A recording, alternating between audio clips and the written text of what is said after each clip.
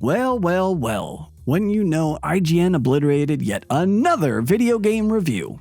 The victim this time, Mouse PI for Hire. To those of us not crying about a game featuring mice, rats, and shrews constantly chatting about cheese, Mouse PI for Hire is a perfect marriage of quirky cartoon noir and old school shooter. It's a cheesy, surprisingly fun game that the morons at IGN decided deserved a 6 out of 10 because the story wasn't serious enough and you had to shoot too many things in a shooter. Yeah, I don't know either, but maybe some more ad dollars from Fumi Games would have gotten it a 9, but enough about useless, outdated relics.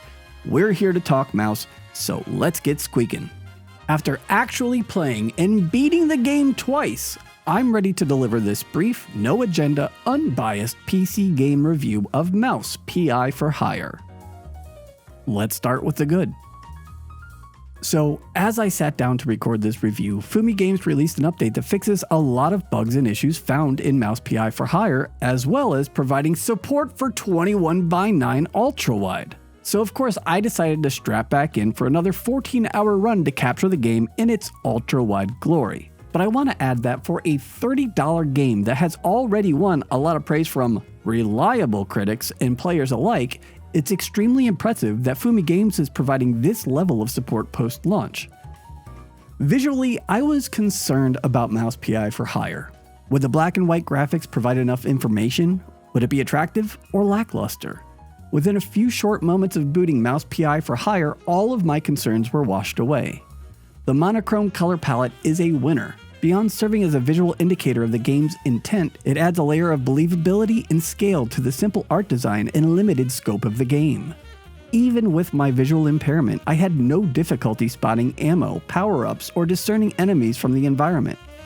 The characters, all presented as 2D rubber hose drawings, not only add charm and a continuation of the art direction's storytelling, but they really pop against the more detailed and softer 3D environments. I love the sound in Mouse PI for Hire. From the opening menu music to the cartoonish old-school gun sounds, every note, effect, or voiced line gave me what I needed to feel immersed in this slapstick-infused cartoon noir spoof of a video game. The gameplay in Mouse PI for Hire is where the game shines. Surprisingly fast and twitchy, the game can be punishing if you're not focused. On the default difficulty level, I'm fairly sure that I died more times in Mouse PI for Hire than I did in the entirety of Doom the Dark Ages. In short, the challenge in Mouse PI for Hire feels just right.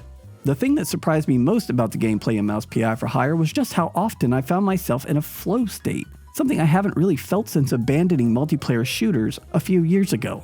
Whether it is the impressively responsive controls or simply good pacing, I do not know. I do know that it is a feeling I haven't had in a while and definitely not something I was expecting from a $30 boomer shooter. The gameplay is one of the issues IGN had with the game.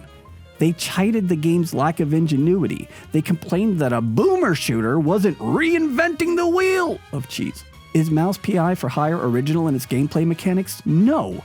Neither is Doom the Dark Ages. When playing a game like Mouse PI for Hire, I want fast, crisp, manic shooting action, and that is what I got from Mouse PI for Hire. Another great thing about Mouse PI for Hire is the value.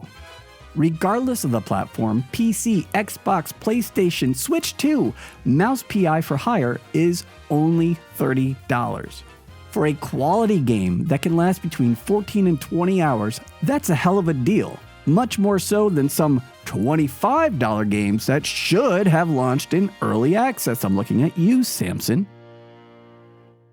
The bad.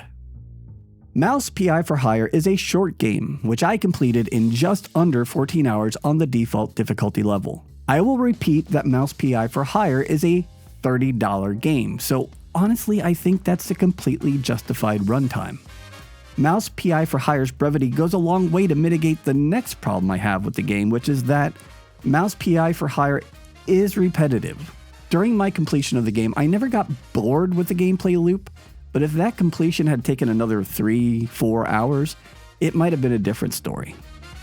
Mouse PI for Hire is a very linear game. Most of each level has you set on the only path forward, with an occasional branching path allowing for some sense of choice in navigating each stage. Because of this linearity, and a lack of New Game Plus, Mouse PI for Hire has very little to offer in terms of replayability.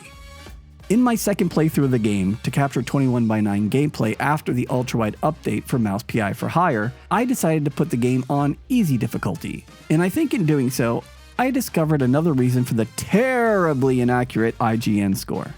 Mouse PI for Hire is a snooze fest on easy difficulty. My guess is whatever IGN assembly line worker got the assignment to review Mouse PI for Hire chose the easy route and played a far less engaging version of the game. And lastly, the one complaint I can somewhat agree with IGN on is the writing. No, I don't have a problem with the cheese puns, but they do get reused too often. It was this feeling of heard that one before that I have a problem with, but in the end, the impact on my overall experience was marginal. The verdict. Mouse PI for Hire is a fun but brief, budget-friendly boomer shooter that successfully brings 2D hand-drawn rubber hose animation into a 3D world.